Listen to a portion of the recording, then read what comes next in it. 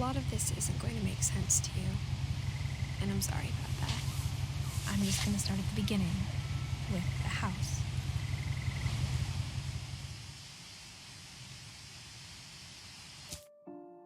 So, before I go on with this, first off, hello whoever's watching this, and thank you for watching. But, yeah, today we're going to be playing, What Remains of Edith Finch. This is, one of my favorite, story-based games. It is very, very, very good.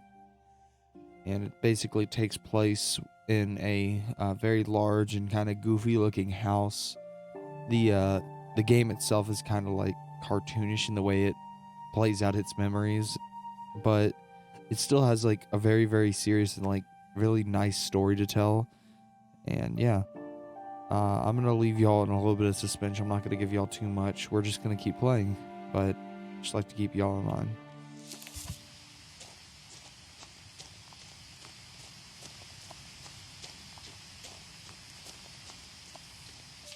And first off, I already have to turn on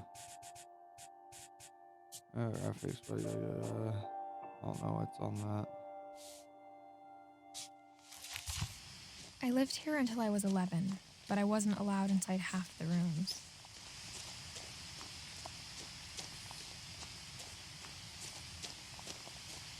Oh my god. But yeah, you can kind of see what I'm talking about. It's a little cartoonish. Inside the mailbox were bills from 7 years ago, marked urgent, open immediately.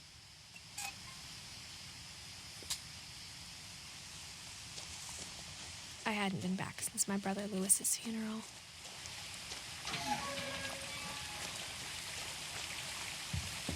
This game is... In her will, my mother left me a key, but didn't tell me what it unlocked. Maybe she thought I'd know. Or she thought that the mystery would be enough to bring me back. The way the game's graphics are, like with the letters popping up and all that, it's such a unique game to me. It's like a combination of like different graphical No one had driven this way in a long time, but I saw a few hoof prints. like just a bunch of different stuff. I'm trying to find the words to describe it. Ooh, shit, look at deer.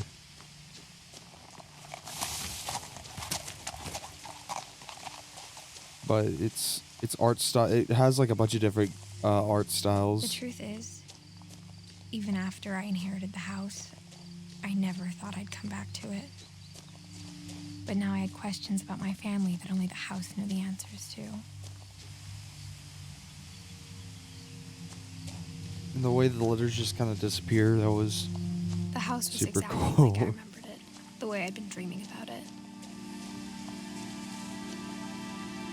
It basically is like a regular house, but the family has added so much stuff to it that it's like it's its own little monstrosity. As a child, the house made me uncomfortable in a way I couldn't put into words.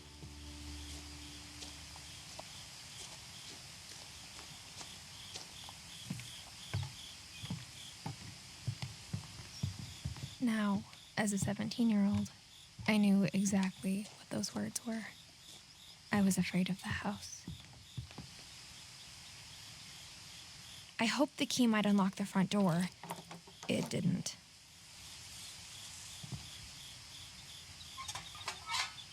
Looking in, I felt like the house itself had been waiting for me.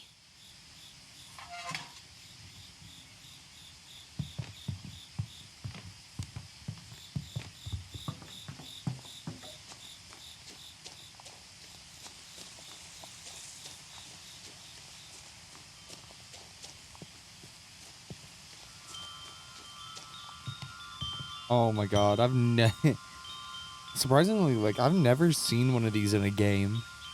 Like maybe it's just me, but I've never seen like windpipes that, you know, like hang outside of people's houses. I've never seen one of those in a video game. Oh. Crawling through the doggy door used to be a lot easier when I was 11.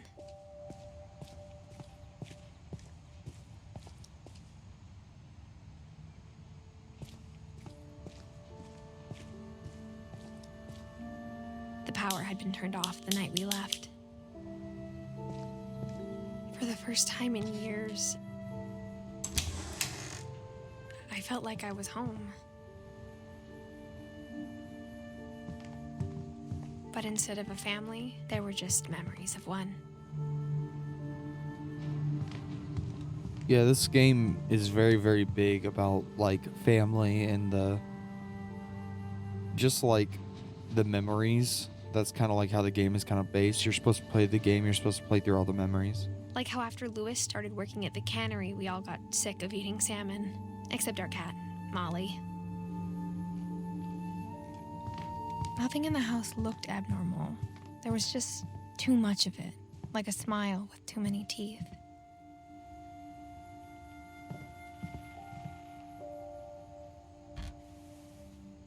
Edie told me once that every Finch who ever lived is buried somewhere in the library.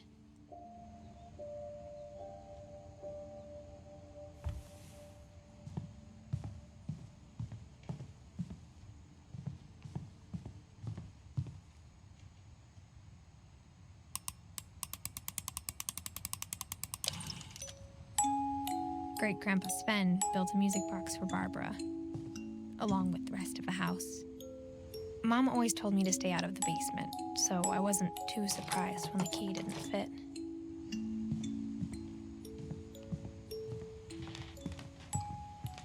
Even the fireplace had a story. Edie told me the bricks came from the original house, after it sank.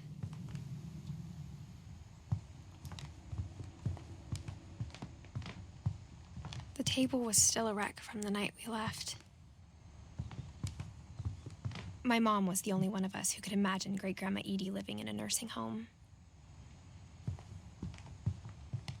Oxygen. I It hope was they like a didn't have bomb had COVID. gone off, killing everyone but sparing the furniture.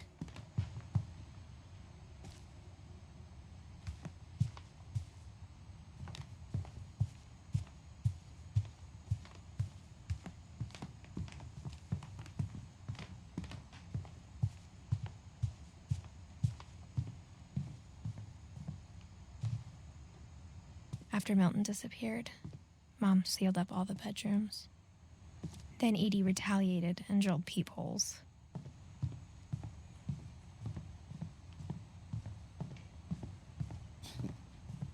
If you look, just looking at the way My Grandpa Sam spent 7 years sharing a room with his dead brother, Calvin.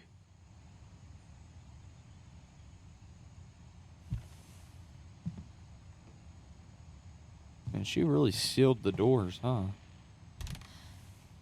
As a kid, I just assumed every house had peepholes and sealed rooms you weren't allowed inside of.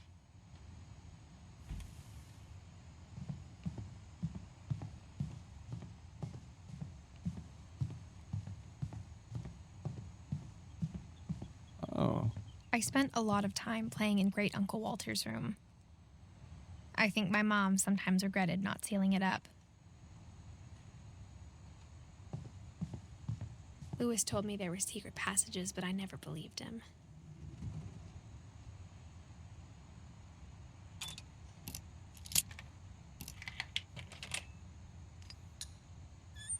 Turns out, my mom was really good at keeping secrets. Now it was time to find out what my mom had been afraid of.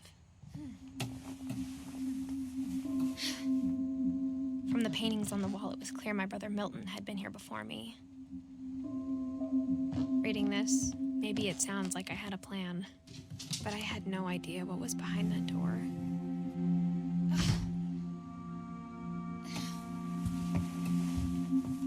Just like I had no idea where all this was gonna lead.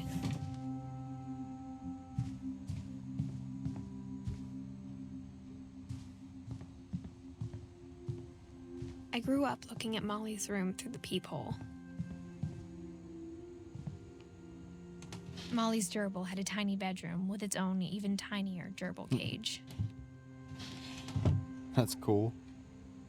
So, I have played this game before. However, it's been a hot second since I did, so some things are a bit new to me.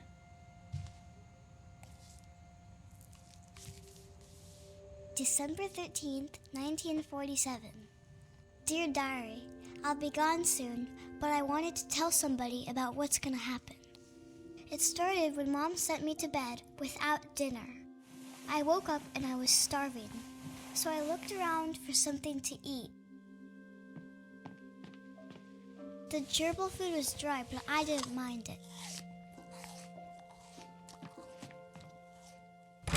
Mom, can I come out now? Sweetheart, it's late. Go to sleep.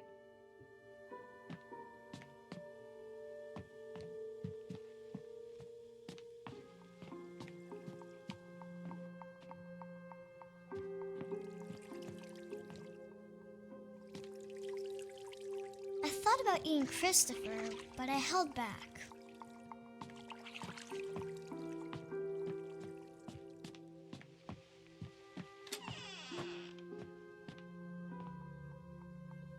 I kept eating and eating.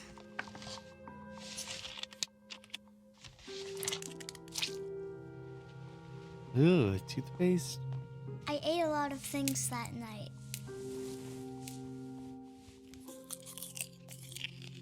Aren't those berries supposed to be like poisonous?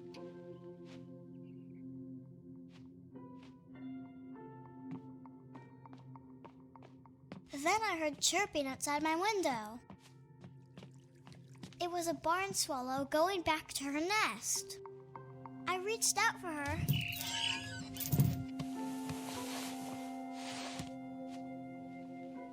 And suddenly,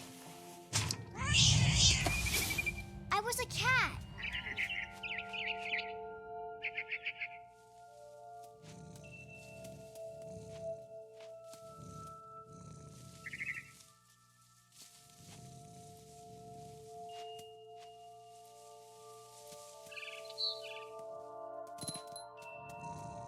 I tried to be quiet, but the bird was really scared.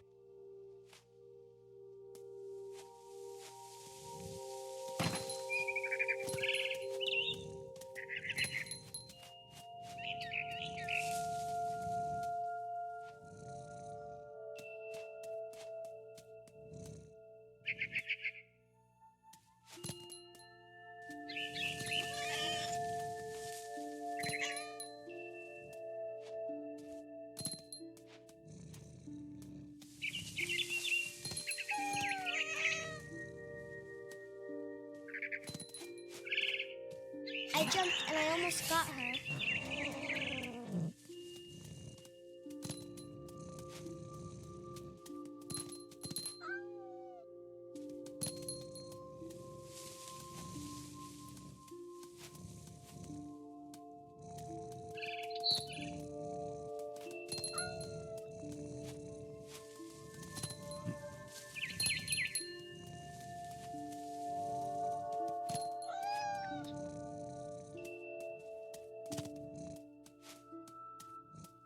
I could tell she was getting really tired.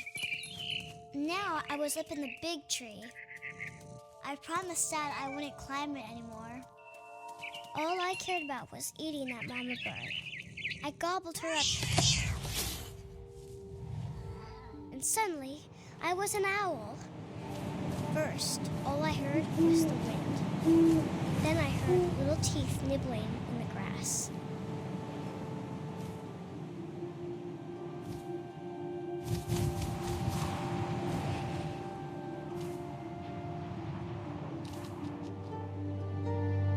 Rabbits.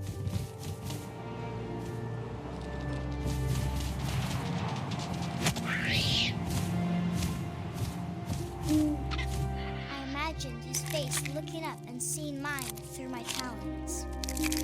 I swallowed him up, and I didn't chew one bit. Then I flew off to find something bigger.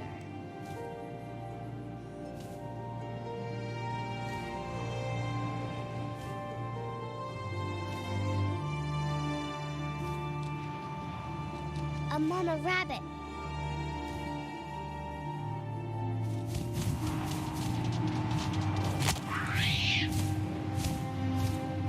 She was almost too big to carry.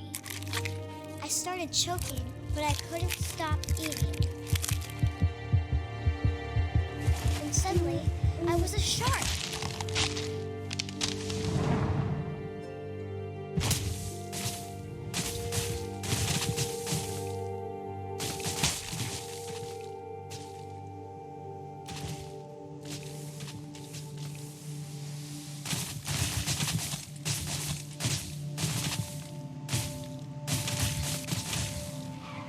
rolled off a cliff and into the ocean. Now, I was hungrier than ever.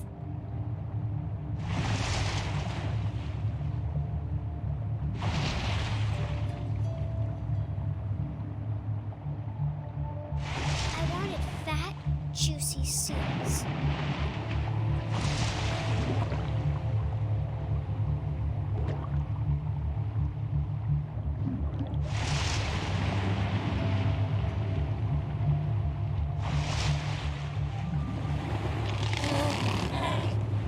I tore off her flipper, and it tasted really good.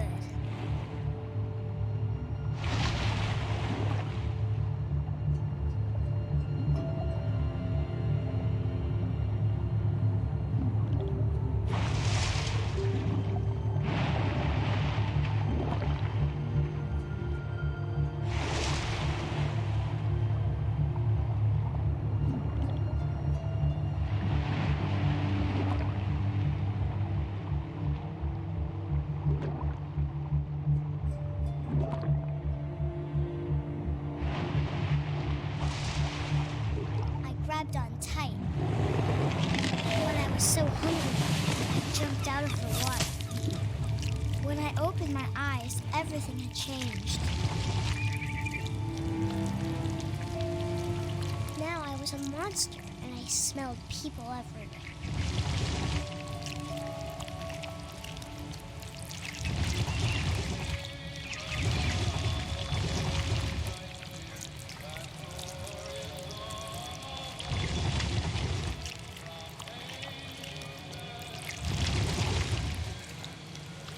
I was big, but I moved real quiet.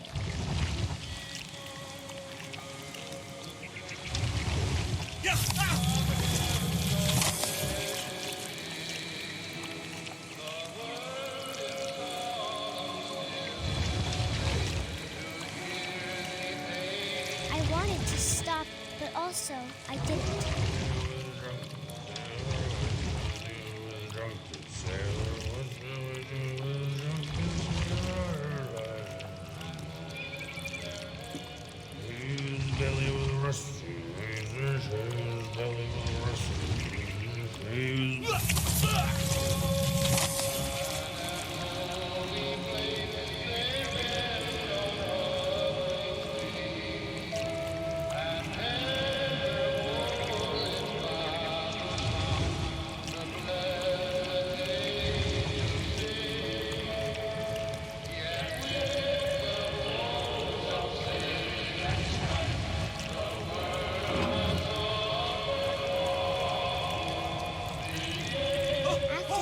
Passenger, I was still hungry. And across the water, I smelled something new. Something I had to have, so I swam towards it.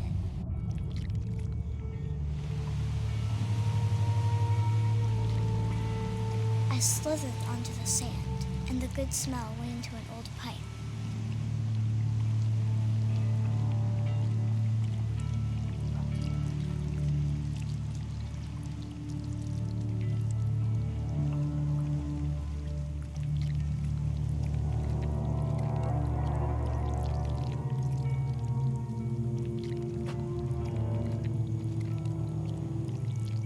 I got closer and closer.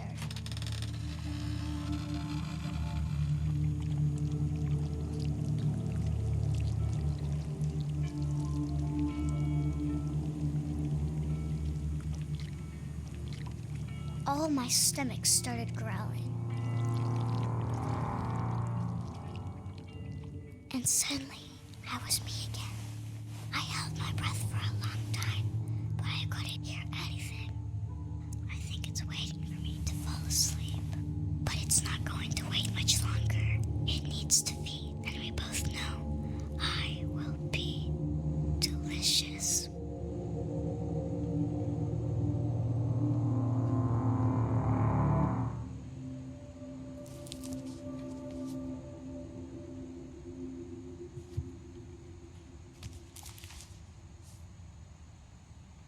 I'm not sure if I believed all of that, but I'm sure Edie would have.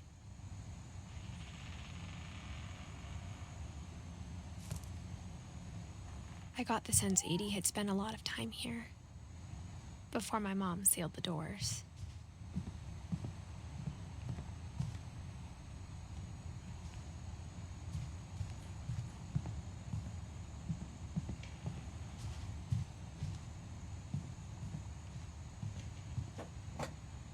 Like, that's what I was talking about when I said this game has a lot of different elements to it. There's not exactly just one. Ain't no way that cat survived either. This will be obvious later, but my mom never told me any of these stories. Edie would have, but Mom didn't like bringing up the past. Though, when we adopted a stray kitten, she was the one who named it Molly.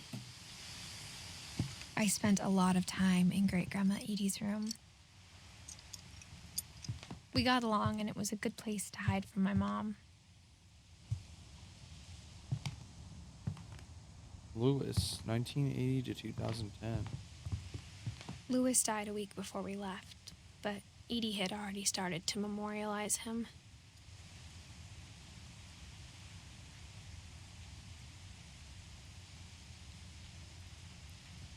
Edie knit me a new pair of gloves every year, just in time to replace the old ones.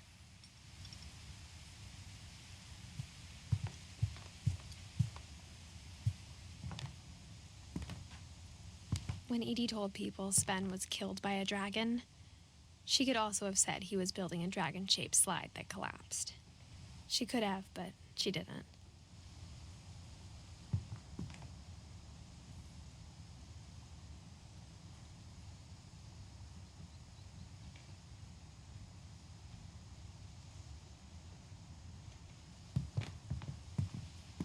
Even in her 90s, sometimes Edie seemed a lot younger than my mother.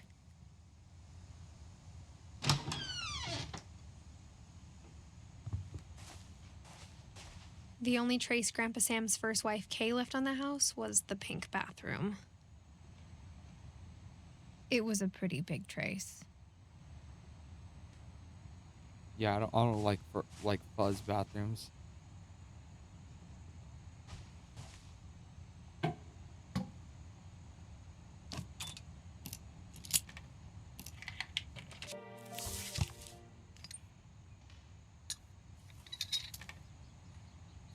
There's a secret in this bathroom.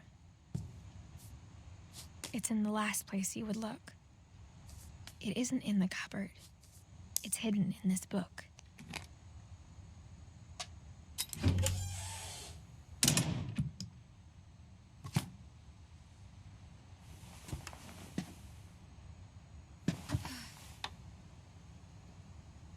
Alright, sorry about the little jump cut there.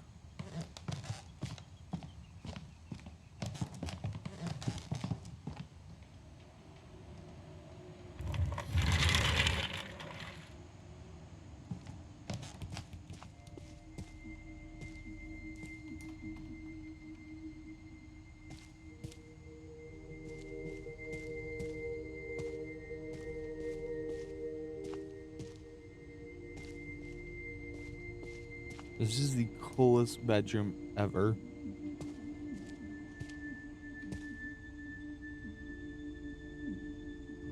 Odin Finch. I knew Grandpa Sam had a twin, and that he never talked about him. I guess my grandpa didn't like history any more than my mom did.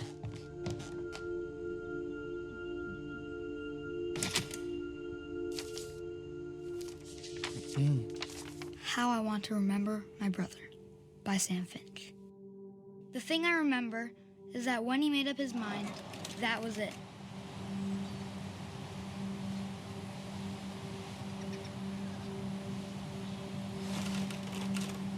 My brother said he'd die before he ate another mushroom, and he did. At Barbara's funeral, we swore we'd never be afraid again, and he wasn't. I think Alvin always wanted to fly. Sam, coffee, dinner's ready. Coming! But that day, he finally made up his mind to do it. I told him going around was impossible. This Maybe seems like if a I hadn't one-way said ticket to that. heaven. Alvin, I'm not gonna tell you again. Maybe if the wind hadn't picked up, then maybe he'd still be here. But I doubt it. I think he'd already made up his mind. Oh, this is the one. That's what I want to remember about my brother.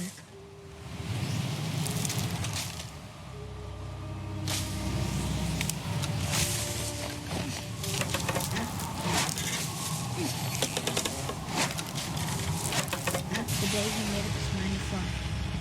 And he did.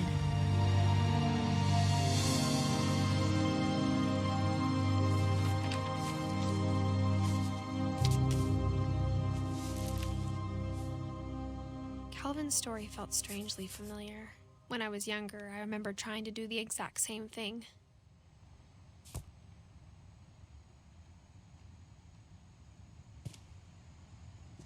After the funeral, Edie roped off Calvin's half of the room.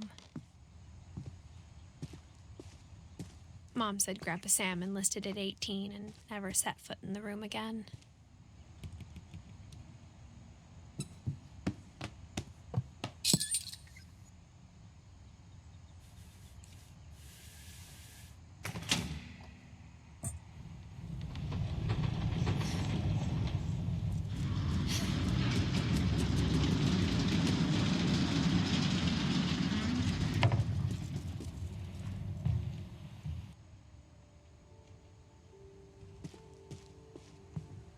The passages were a pretty tight fit. They'd obviously been built for smaller hands and bellies.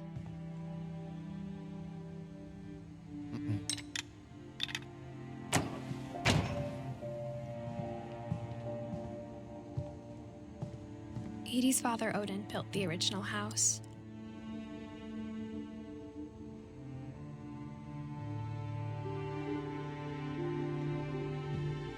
Whenever people ask me about my family, the first thing they always want to know about is Barbara.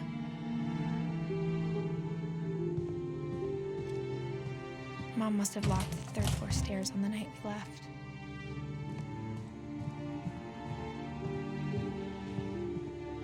All right, we're gonna go see what that other room is all about.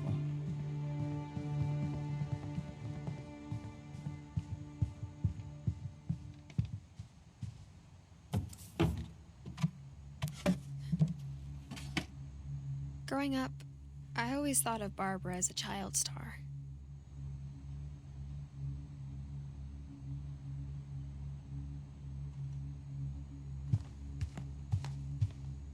I never thought about how hard it must have been for her afterwards.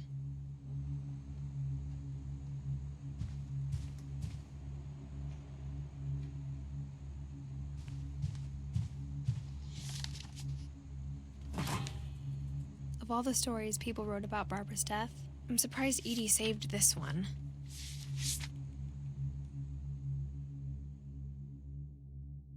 Old Jack here with another ghastly tale inspired by America's most unfortunate family. I'm calling it The Surprise Ending of Barbara Finch. As a child star, Barbara was famous for her scream. Now at 16, she was all washed up. A has-been. But in a lucky break, she'd been asked to perform her signature scream at a local convention for monster movie fans. It was just the boost her career needed. Unfortunately, her scream hadn't aged well. Getting better. I think you just need the right motivation.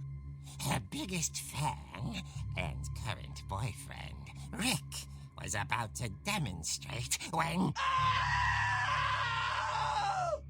Now that was a great scream. It was Barbara's father, Sven. He'd slipped into a table saw and had to be rushed to the emergency room. So Barbara got stuck babysitting her youngest brother, Walter. her convention comeback was cancelled. Okay, I'm hearing frustration, but I'm not hearing terror. What if I tried... A gang of hoodlums in Halloween masks have been terrorizing Orcas Island tonight. Police are urging residents to... That came from the basement. You're right! Also, I loved your delivery on that. Why is your basement door locked? Because my dad likes making puzzles and secret passages. There's a key hidden in the music box. The secret is to keep winding and winding until finally the key pops out. Thanks, babe. I'll be back in a sec. 20 minutes later, Rick hadn't returned. So Barbara went to look for him, right on cue. She reached for the music box, and as she wound the key, she listened for Rick, but the house was silent. This is what I mean when I see like the different art styles. Like, look at the way like the comics switch and all that. She found Rick's crutch and imagined the worst.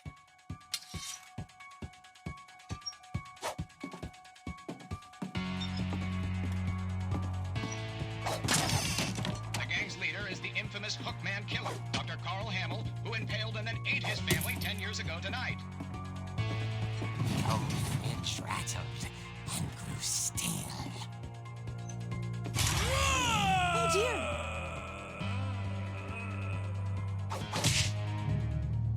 Oh! Rick? Barb, relax. I was just trying to scare you to help you find your scream. Well, I'm not scared, Rick. I'm furious. Then act furious. All I'm getting from you now is that you're hurt and confused and you... She threw him out, but she kept a little something to remember him by. Barb, have you seen my other crutch? And she was still holding it when she fell asleep watching the late picture show. Hours later... Barbara! Walter, what's going on up there? Ah! Okay, I'm coming up, but if this is a trick, you're dead, Walter.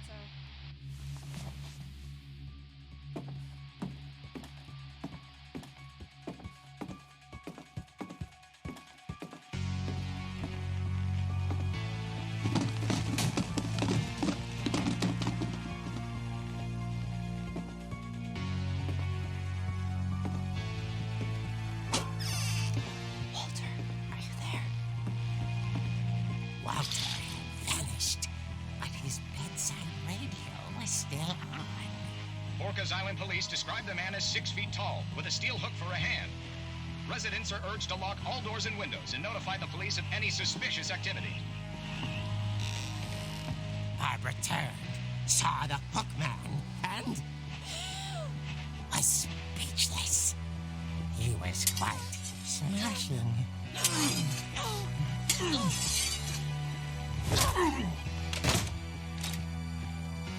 And he was. He couldn't get enough of Barbara. Okay, Barbara, there's gotta be another way out of here. That night, she played her part beautifully.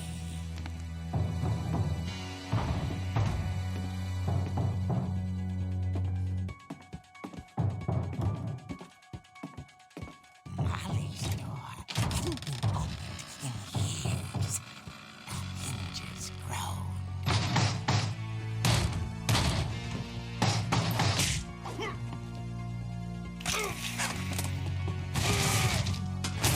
He wasn't moving, but she sensed the story might not be over yet.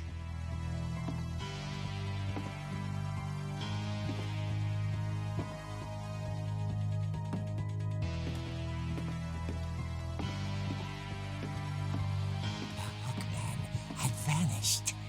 She listened for his breathing, but all she heard was...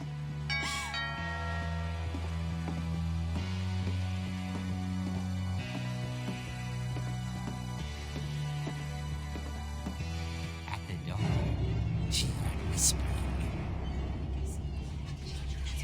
It was coming from inside the house.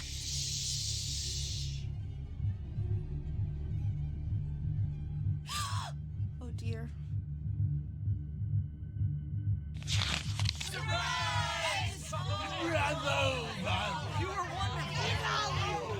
monsters had come to surprise her.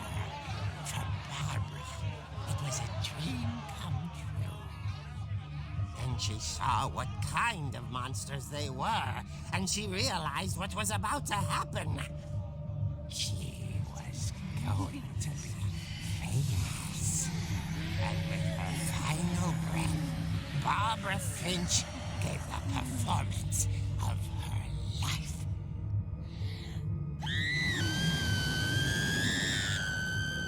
I wasn't there myself, but I hear Barbara was magnificent. Poor girl. She had a taste for stardom. But unfortunately, so did her fans. Of course, the police blamed it all on poor Rick, who disappeared the same night. And little Walter?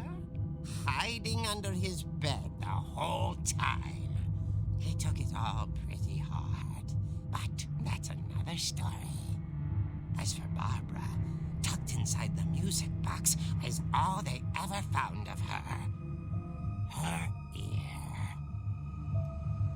Now that's what I call a real eerie tale.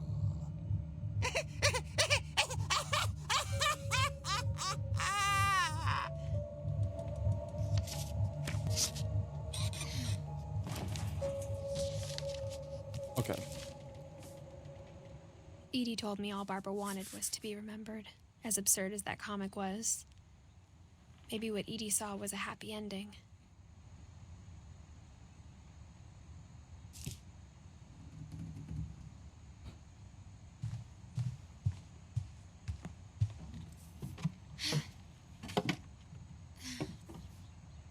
I guess now I know why Mom didn't like me playing with the music box.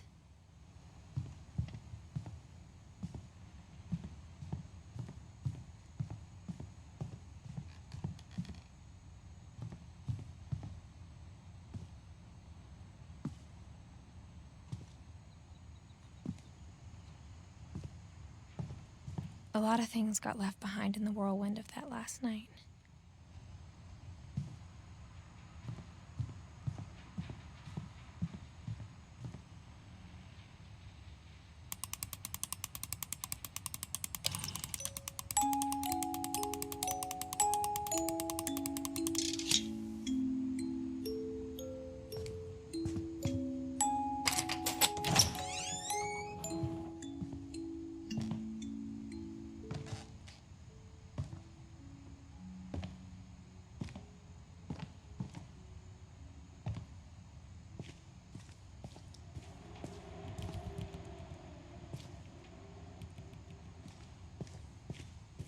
Mom said the basement was off limits, unless I wanted another tetanus shot.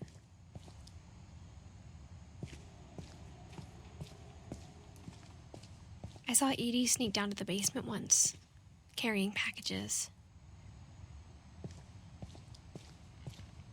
I thought maybe she was hiding presents.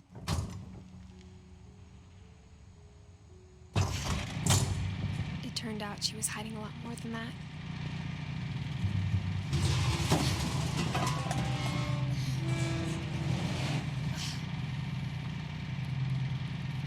I remember asking Mom once about where Walter had gone.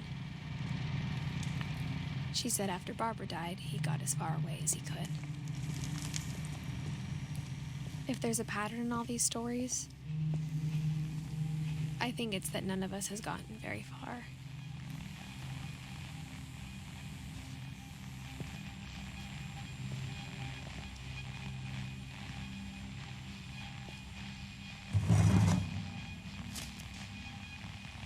Goodbye, everyone. I can't believe I've been down here for 30 years. On that first day, after the shaking started, I didn't think I'd survive a week.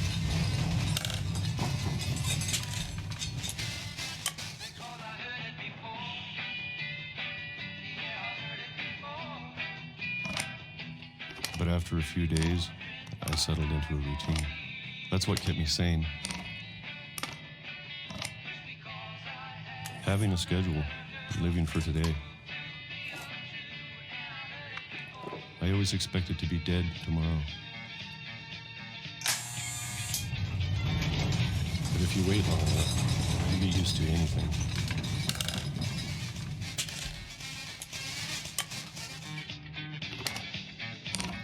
Even a monster on the other side of the door starts to feel normal. Almost friendly.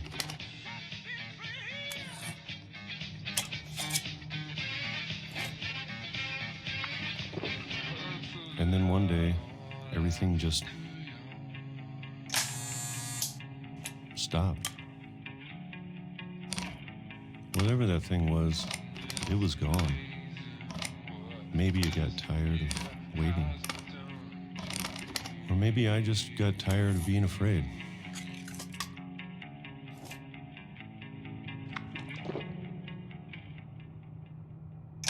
It's been a week now, the longest in 30 years.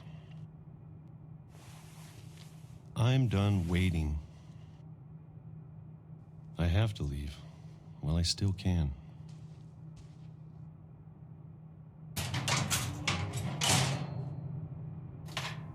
This is like the coolest bunker I've ever seen.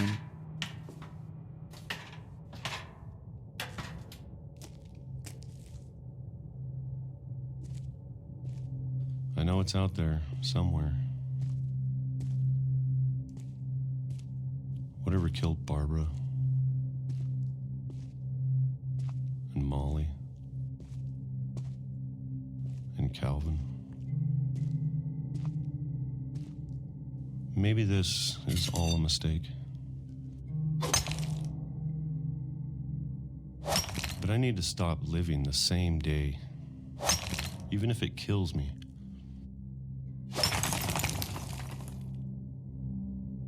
Whatever's out there, I want you to know I'm ready for it. I'm going to appreciate all of it, especially the food.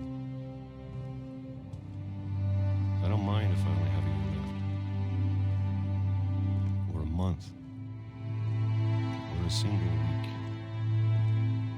I'd be happy with one new day.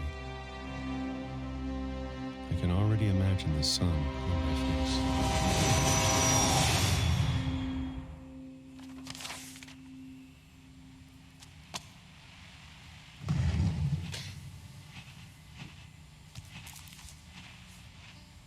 Walter died when I was 6. I can't believe my mom never told me he was down here.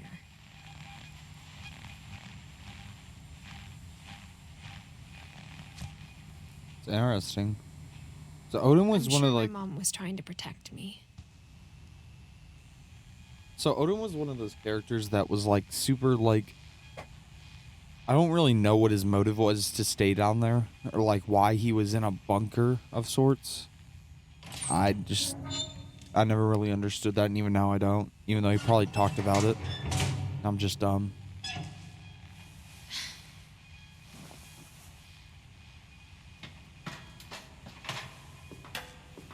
Maybe she was afraid I'd end up like Walter. But if she never told me about an uncle under the house, I can only imagine what else she was hiding. I don't want to make the same mistakes she made. The guy just started off with peaches and was gonna eat a can of something every day. Can of pork chunks. Ugh. Trying to bury something that's still alive. Now that there's only one of us left, or maybe 2, I thought it was time I heard the stories for myself and found out what happened to everyone else. But now I'm worried the stories themselves might be the problem. Maybe we believed so much in a family curse, we made it real.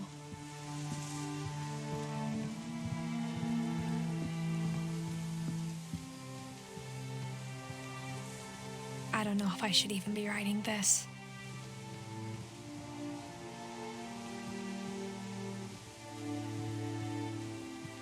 Maybe it'd be better if all this just died with me.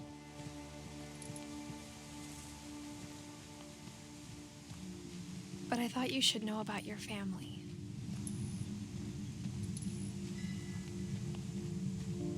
And the history you're a part of. Though to be honest, I feel as lost as you probably do right now.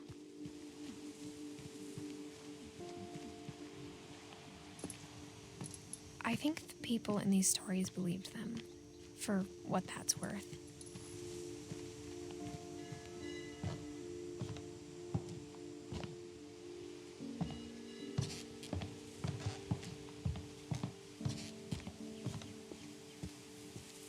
And when you look at the house, that history of imagination and stubbornness and madness, any of it seems possible.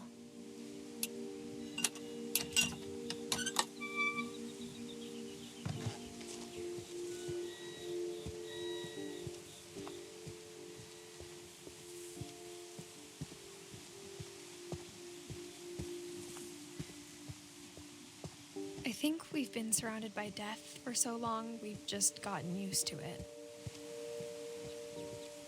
What kind of family finishes building a cemetery before starting the house?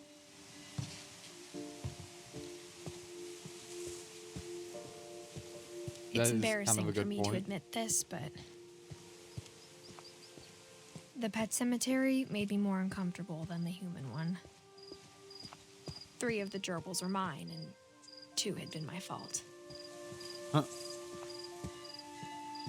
Sven built the house, but it was Edie who designed the cemetery.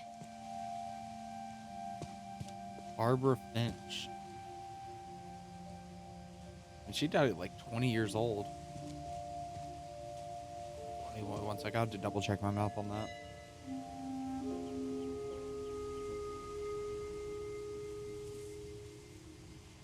Yeah, she would have been 16 then. All right, Walter.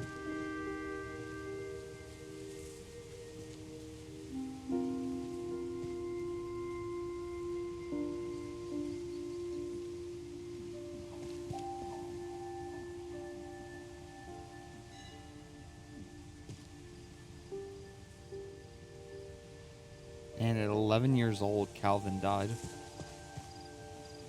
Ollie was only 10.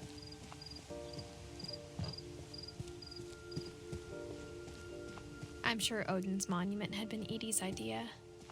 My mom was always trying to move on, but for Edie, the past never went away.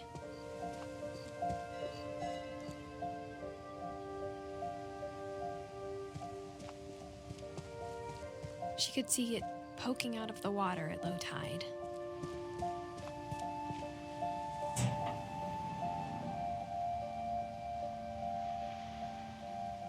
Edie said she dreamed about the old house every night.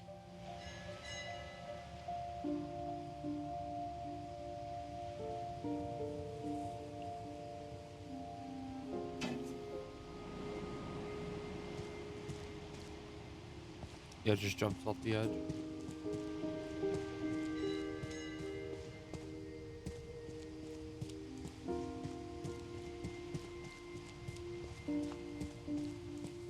Edie's side was always easier for me to understand.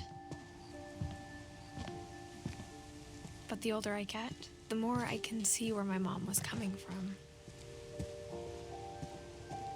Her dad had been pretty strict, but it wasn't enough to save her brothers. She was just trying to do better. Gregory Finch, 1976 to 77. Sam, who I'm guessing was 33.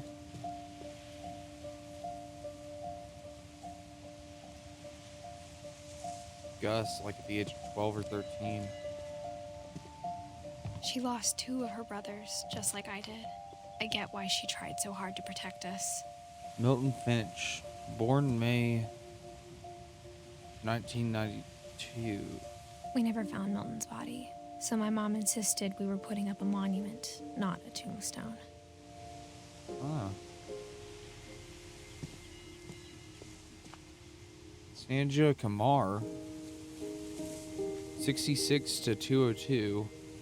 Or 2002, sorry. Lewis Finch with a crown. 2010. That's weird though, Milton. There's so many things I wish I could ask my mom now. Part of me thinks this is what she wanted all along. For me to come back someday and find everything out for myself.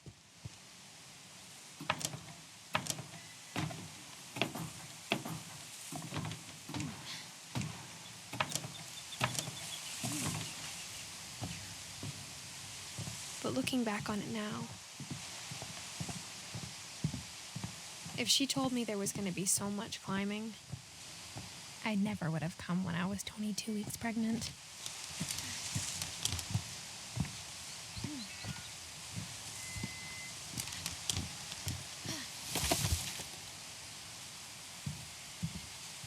"22 weeks pregnant, though."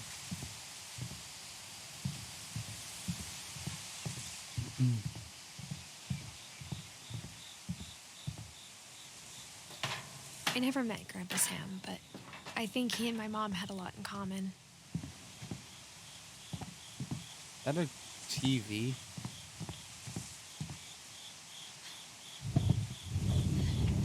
They were both pretty intense. What about hunting, though? Look at that. Sam spent his life shooting photos, but Mom said he got nervous being in front of the camera. I guess we're all afraid of something.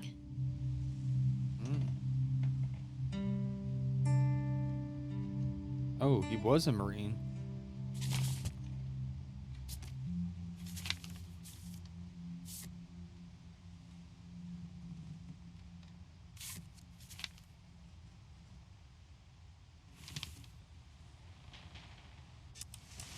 Dawn, I promise, you'll never forget this weekend. Yes, sir. These memories are gonna last a lifetime. Perfect. It's gonna rain the whole weekend, isn't it? I will never forget this weekend, Dad. Okay, got it. I'm gonna take some pictures, okay? Just be careful. That camera's older than you are.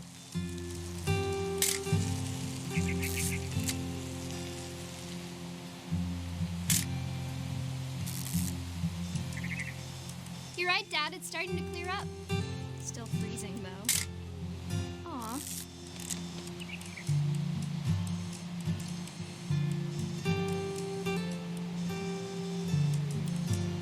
Definitely should not have drunk all that coffee.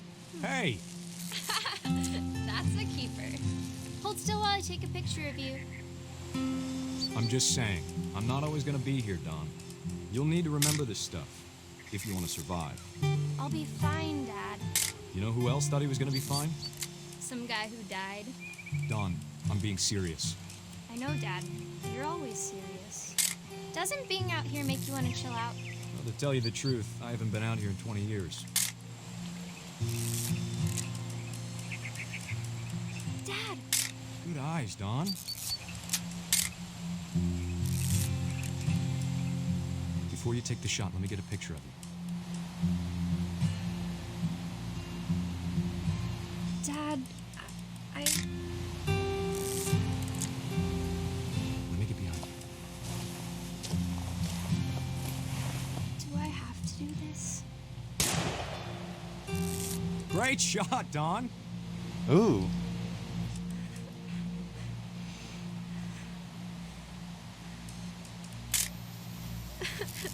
I'm proud of you, Dawn. Always remember that, okay?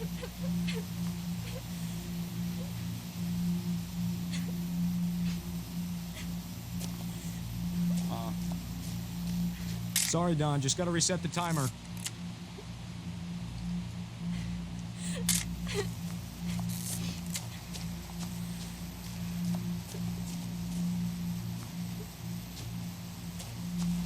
Dad, it's twitching.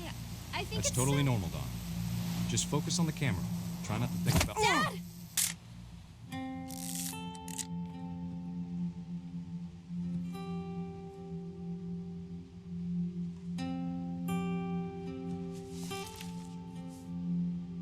all these stories, that's the one I wish most that my mom had told me.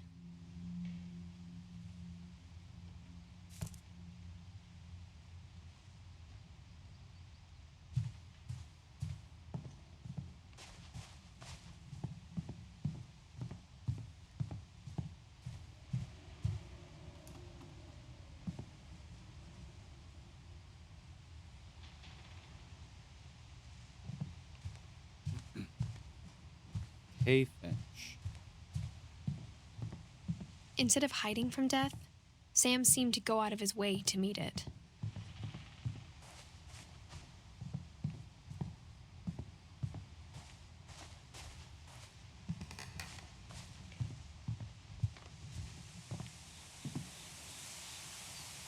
I don't know where I'm supposed to go.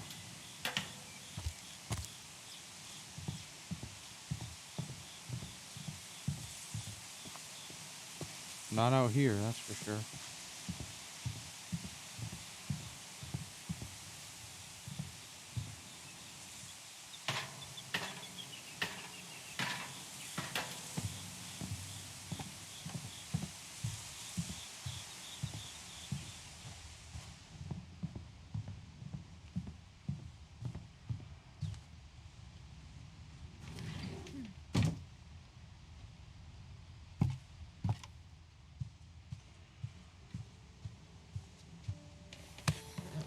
After Sam died, my mom and Edie got really close. They'd both lost a lot.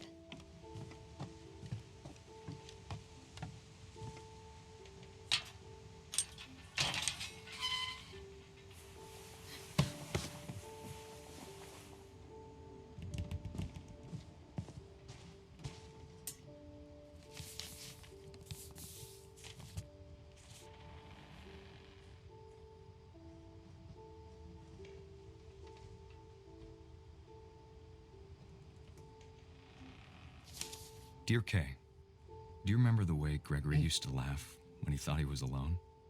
Like something funny was happening, but only he could see it. I think he saw things the rest of us don't.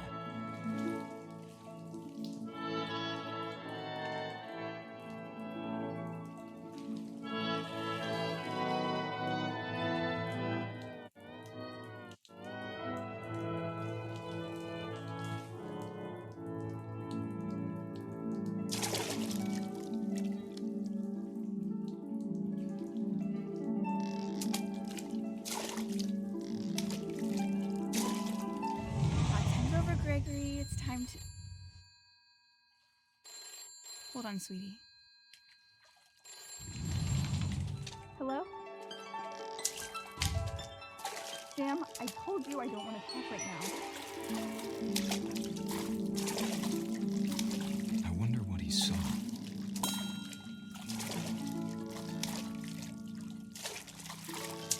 What his room was like.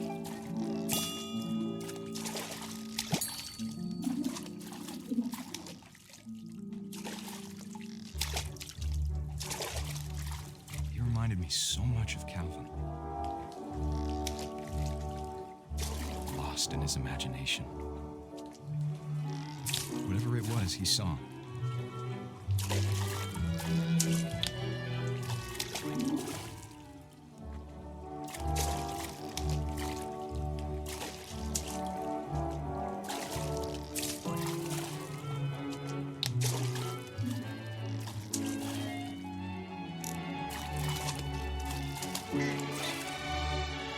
Sure made him happy.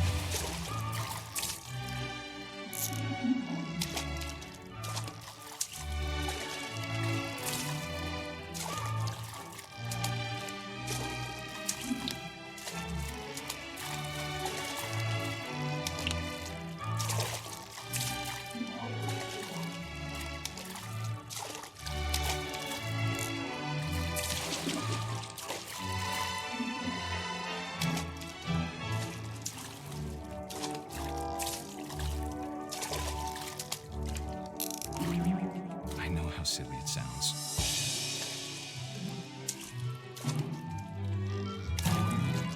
That I worried about a baby being too happy.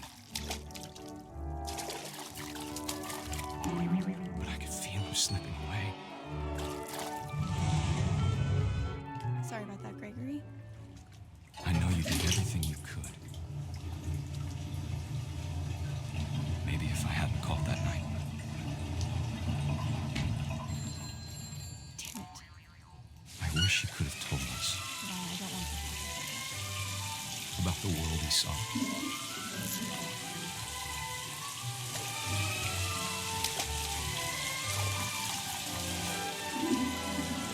There's so much I don't understand about Gregory, about everything.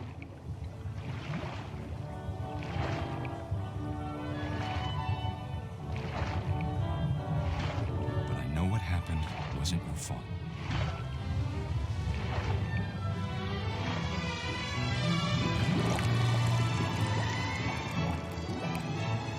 I'm sure he's happy. And he'd want you to be happy too. Good luck, Kay. Love, Sam.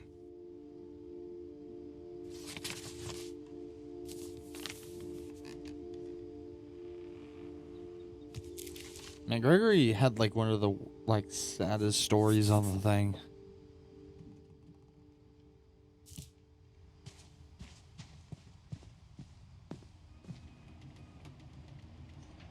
Dawn. I can't imagine my mom ever writing poetry, and yet.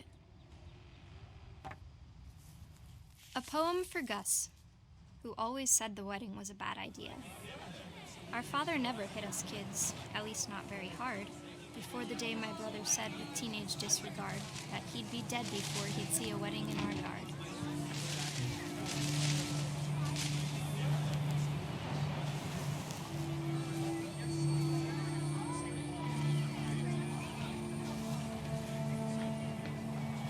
My father made him come, of course, but Gus stood far apart, just flew his kite and bottled up the storm inside his heart.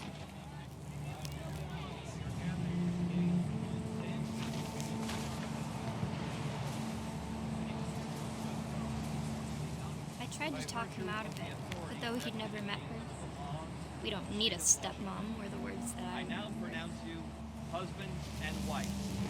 You may kiss the bride. When the time for photos came, Dad ordered him to come here. But Gus declined, and as a sign held up his middle finger.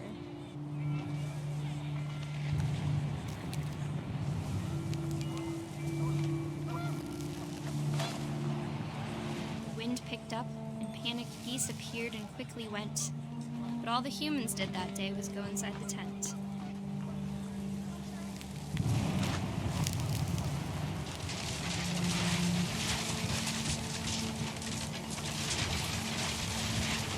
Rain came down in buckets then, but no one seemed afraid that nature might destroy the tent our dad had crudely made.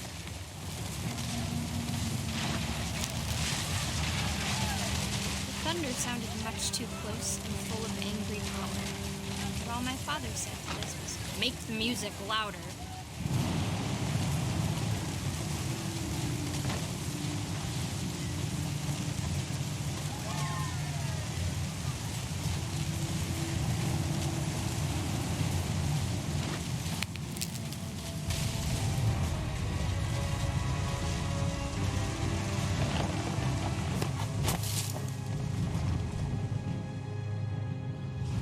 I wish that I could truly say I thought about you on that day.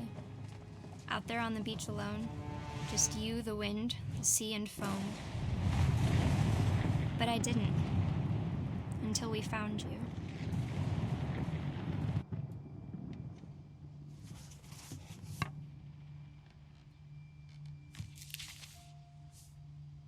She never talked about him, but Mom told me once if I was a boy, they were going to name me Gus.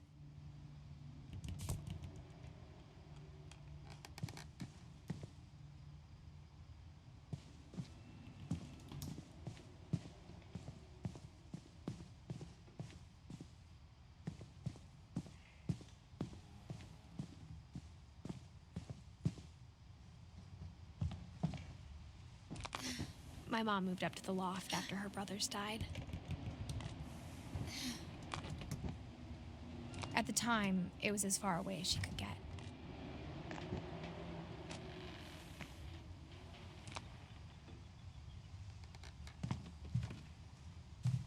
Religion was another thing my mom never talked about, but I think it helped her a lot after her dad died.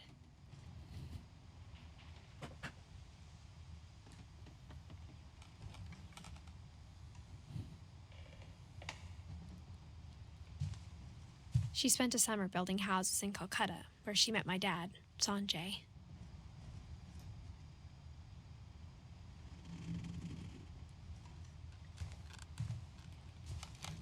My mom moved to India a week after graduation and got a job teaching English. Louis was born a year later.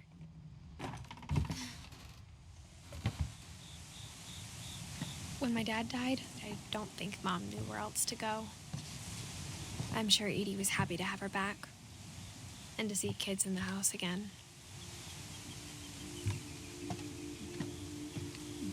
The house had to get a little bigger, but Edie was used to that. And for a while, things were good, almost normal, but it didn't last.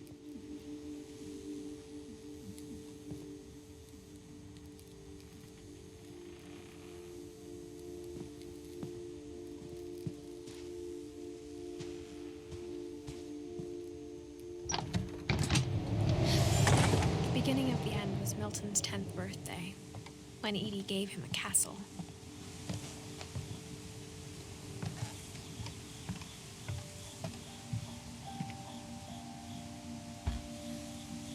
After Milton disappeared, the only thing he left behind was a room full of paintings.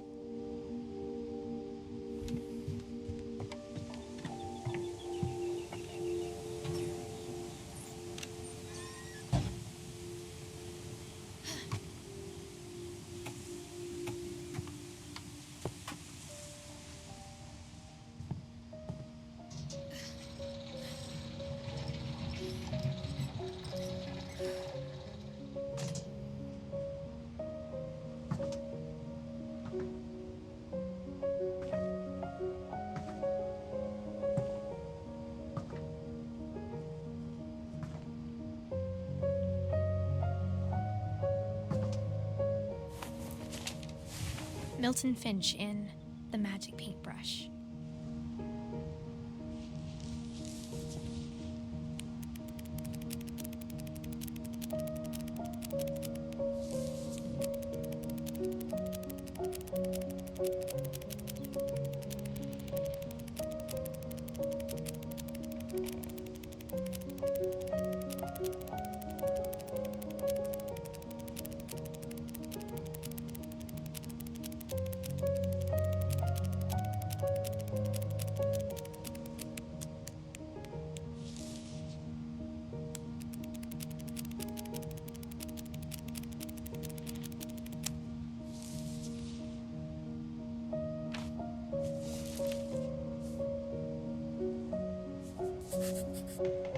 I was 4 when Milton disappeared.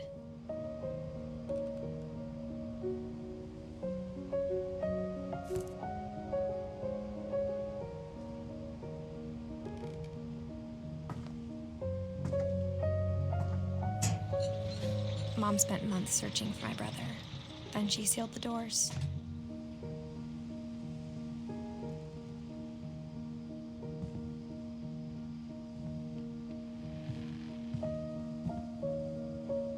Whatever Milton had found in the house, Mom didn't want it getting out.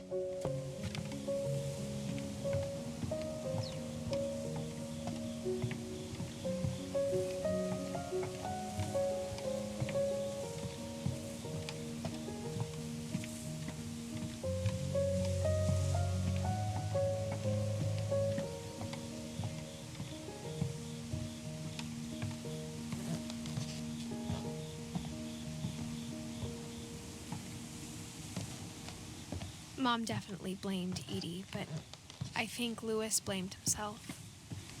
After he graduated, he just spent more and more time in his room, until Mom got him a job at the cannery. Everyone always told me to stay out of Louis's room, except Louis.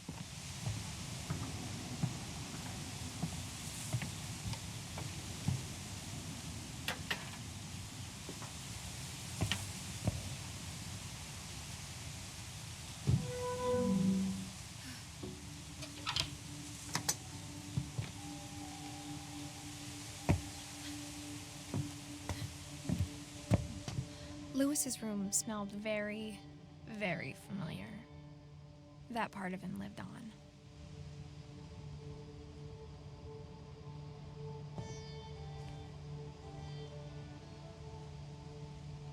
Lewis and I spent a lot of time playing games together, but he was surprisingly bad at them. He died a lot. The dual monitor setup.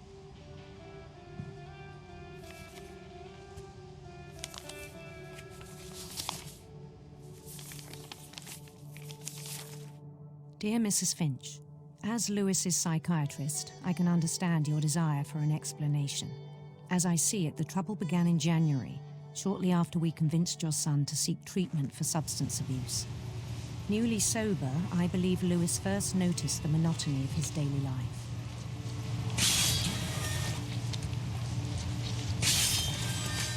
He kept working at the cannery, but he withdrew part of himself. In our sessions, I saw the same behavior. His mind began to wander. I asked him to describe it. He said he started small, imagining a labyrinth. He'd feel his way about.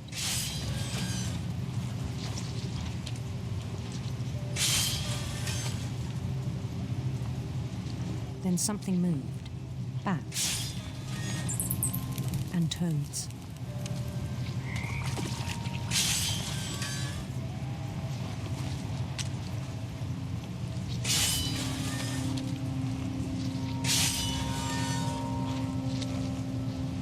And things that have not names.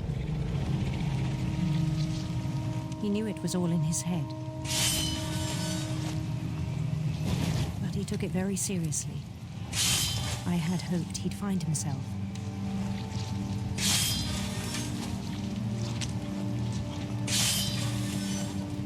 But he found something more.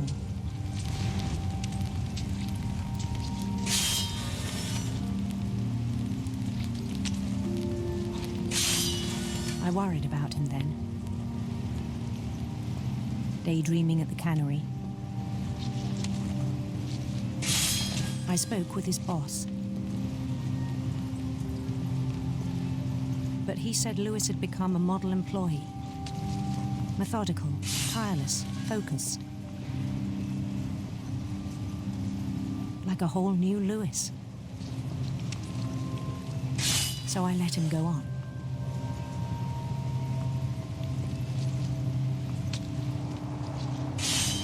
I even encouraged him. It seemed very promising at first. He told me he'd made a new friend.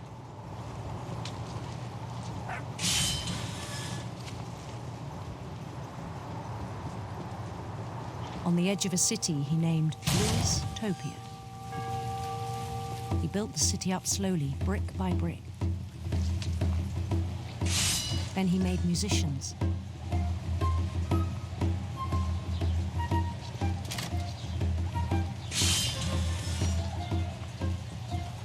And songs for them to play. He talked about starting a band. And he was always humming something. Every day his imagination grew stronger.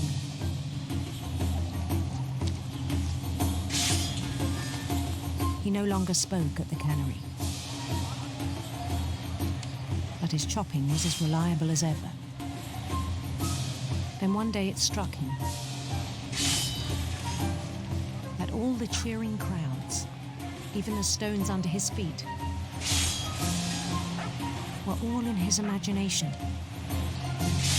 So he could do whatever he wished.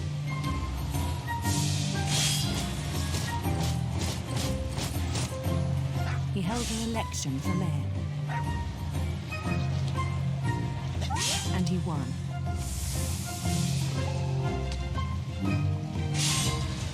They begged him to stay, but his mind was already wandering. It became a game for him.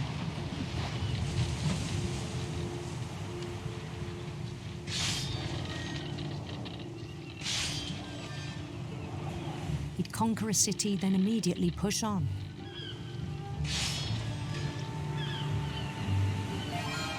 New Louisville.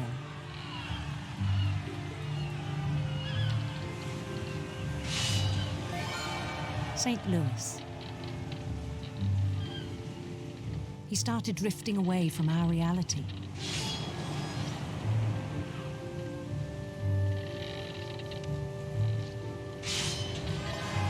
Minneapolis. Until one day he forgot to go home from the cannery. Even as his mother pleaded with him, part of Louis kept sailing on.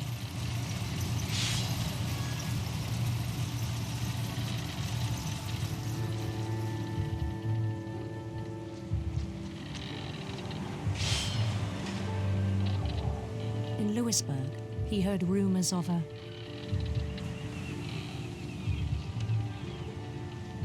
handsome queen.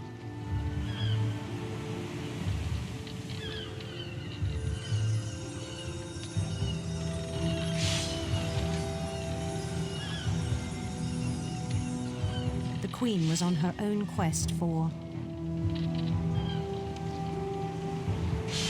sinister serpents.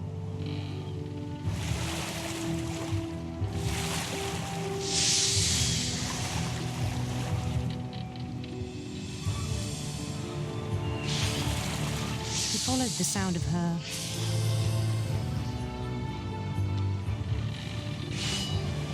silver harp.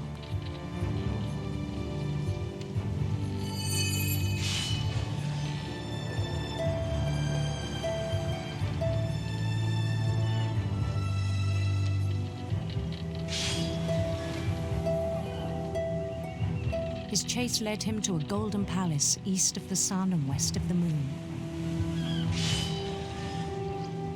Even then, his logic remained sound.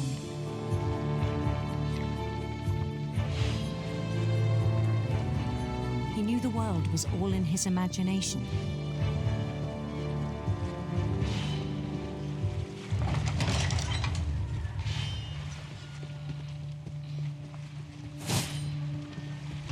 But he was so proud of having created it.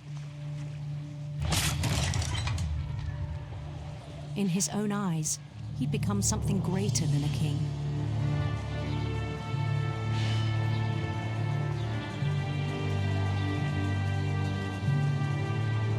For someone who'd never known success in the real world, I think it was overwhelming. And then it struck him that the real Louis was not the one chopping salmon, but the one climbing the steps of a golden palace.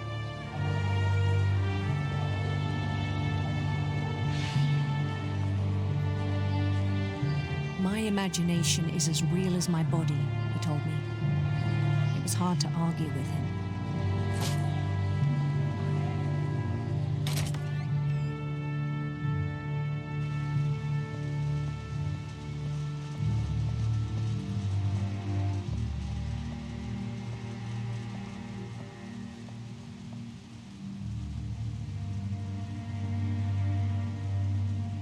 He began to forget the world we know.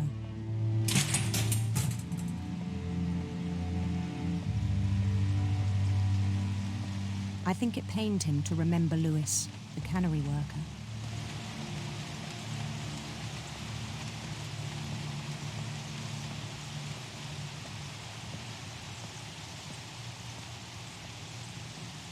He began to despise the man with a royal contempt.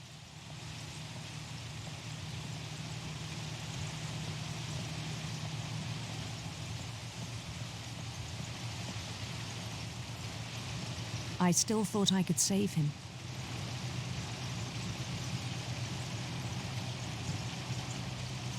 Even after he said he was being crowned king over all the lands of wonder.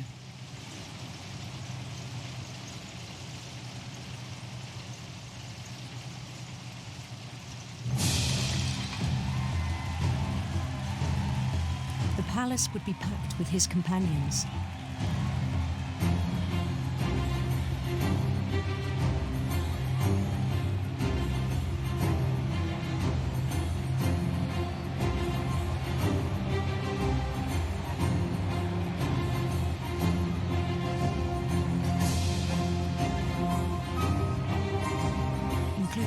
wise Calico who'd insisted on advising me.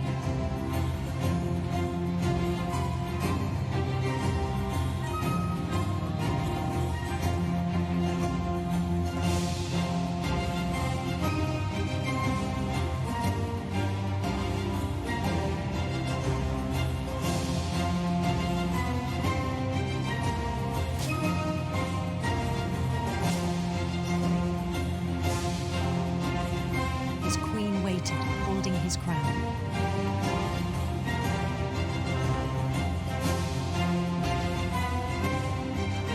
There was only one thing left to do.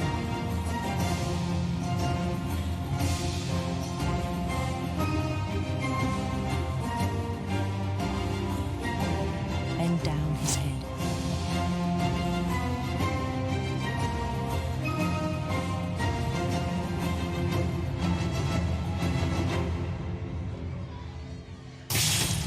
And the rest I think you know. Mrs. Finch, your son was a kind man who will be missed by all of us who knew him.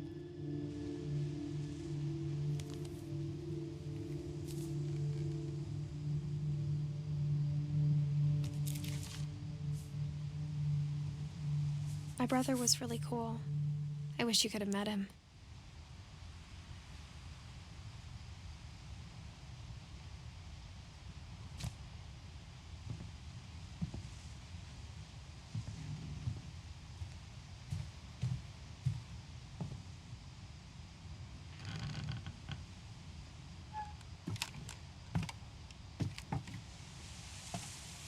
On the way back from Lewis's funeral, my mom told me to start packing.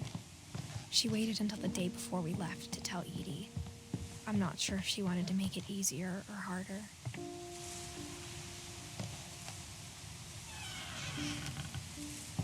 I wish we'd stayed. But I understand why we left.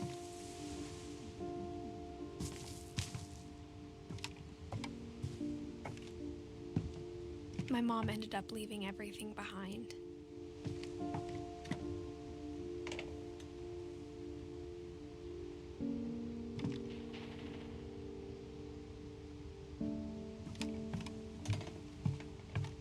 What happened that night had been coming for a long time. Maybe it should have come sooner.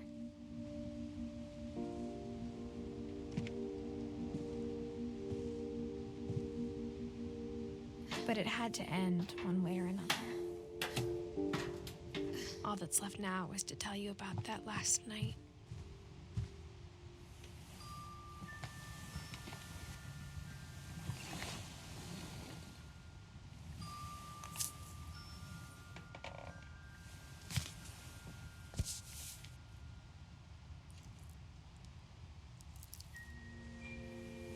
That whole last day, Edie just watched us pack and didn't say a word. Until supper, when she raised her glass and said, "To our final night together, and all our final nights apart." Grandma, you know what I said about alcohol. Some of your medications are very Edith, specific. I left a present for you in the hallway. Why don't you go open it? The grown-ups have to argue now. I'm sorry, you're right. We're all leaving tomorrow. Let's just enjoy our last... I'm not leaving. Edith, you're excused.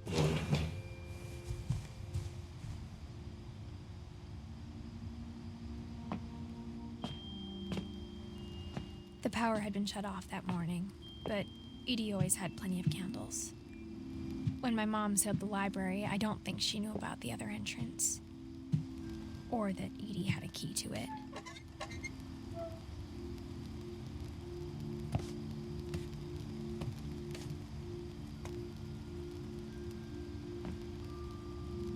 That thing you're afraid of isn't going to end when you leave the house. Edith has a right to know these stories. My children are dead because of your stories. I think it's best if Edith and I leave tonight. We'll have the nursing home send a van for you in the morning, okay?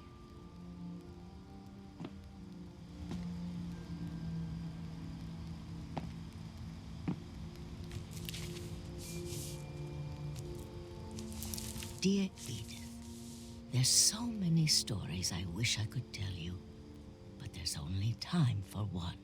This is about what happened on the night you were born. That night, the tide went way, way out. It was the first and last time I ever saw the old house aground.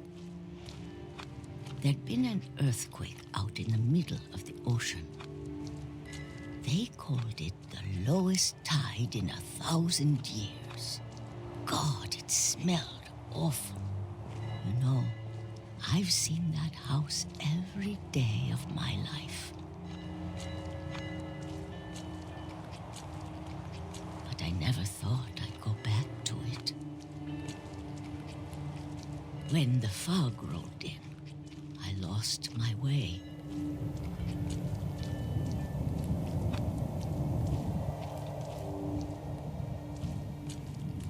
I got turned around.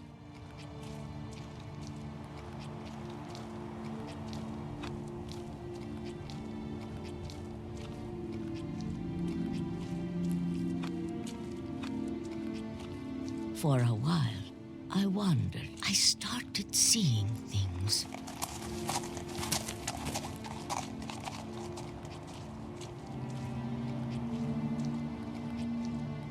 Things I'd forgotten had ever existed.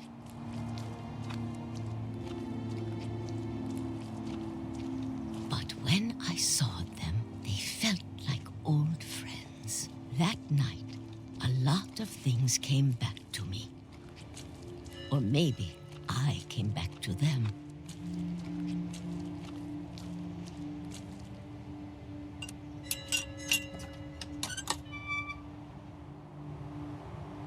Things I can't explain, but that I need you to try and... Edith, what are you doing in here?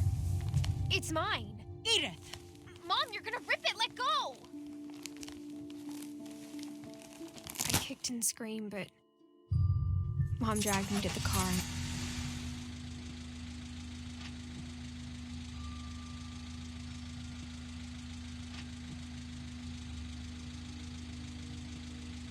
I never saw Great-Grandma Edie again. The next morning, the van came to pick her up, but she was already gone. After that, we moved around a lot.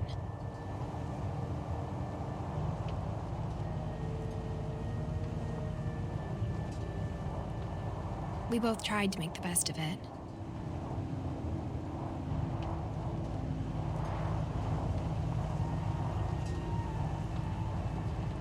A few years went by.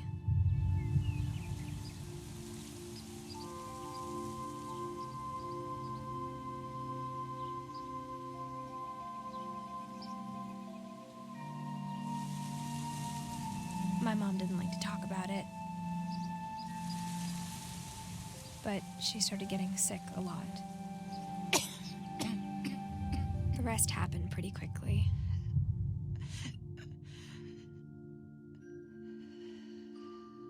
She got better for a while, and then she didn't. And then I was alone.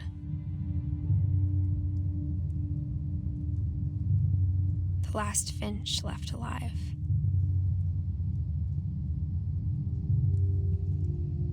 Until I found out about you. I'm still not sure what to tell you about all this. If we lived forever, maybe we'd have time to understand things. But as it is, I think the best we can do is try to open our eyes. And appreciate how strange and brief all of this is.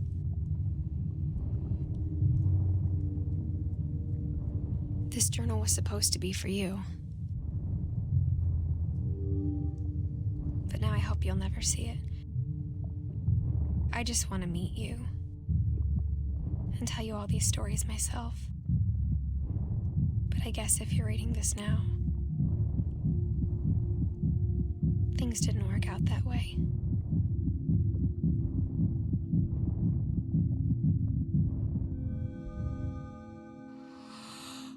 This is where your story begins.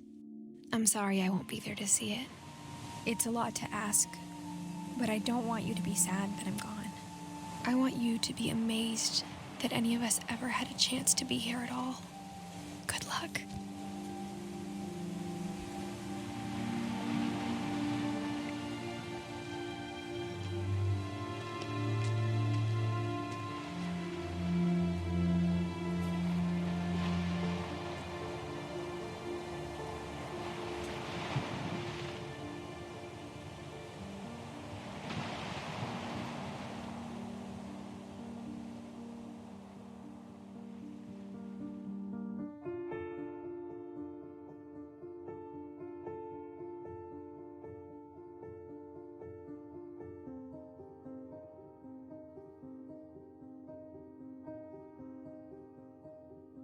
Yeah.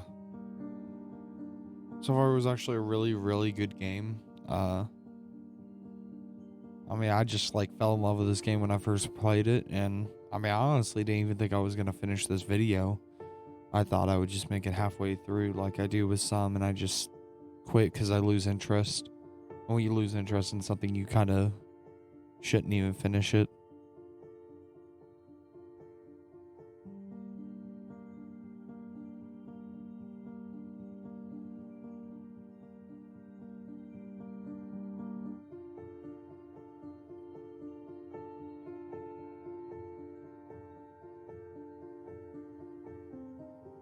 Yeah, that was What Remains of Edith Finch. I have no clue if I can skip this or not.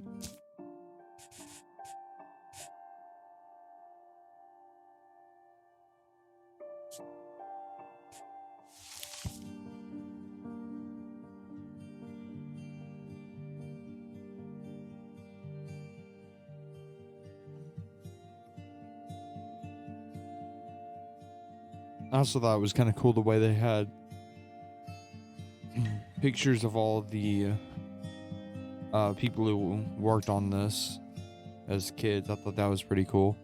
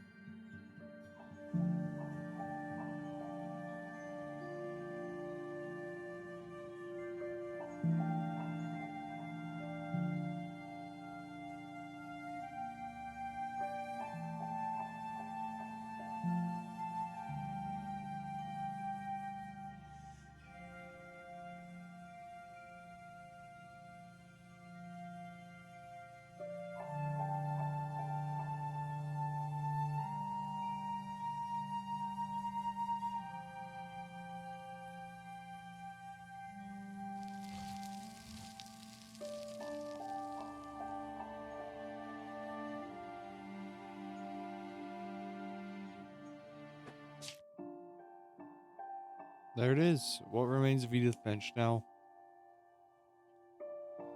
the one I didn't get was Odin, which is kind of odd.